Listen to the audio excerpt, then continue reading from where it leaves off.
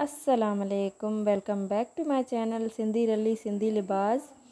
आज का वीडियो मैं सिंधी में करने वाली हूँ क्योंकि मेरे सिंधी कुछ सब्सक्राइबर्स ने कहा है कि आप सिंधी में बात क्यों नहीं करती जबकि आप सिंधी हैं।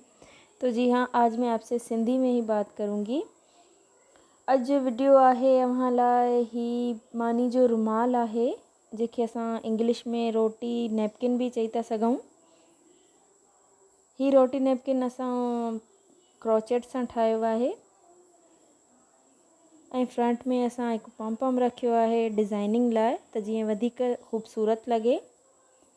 आज के इस शॉर्ट से वीडियो में मैंने आपके लिए ये रोटी नैपकिन शेयर किया है जो कि क्रोचेट से हमने बनाया। सिर्फ 2 कलर्स ही यूज़ किए हैं हमने इसमें। उम्मीद है वीडियो पसंद आएगी। वीडियो अच्छी लगी हो तो वीडियो को लाइक ज़रूर कीजिएगा, चैनल पे न्यू हैं तो सब्सक्राइब ज़रूर कीजिएगा, साथ ही बेल आइकन की घंटी को भी दबाइएगा ताकि आपको मेरे हर न्यू आने वाले वीडियो की नोटिफिकेशन मिलती रहे।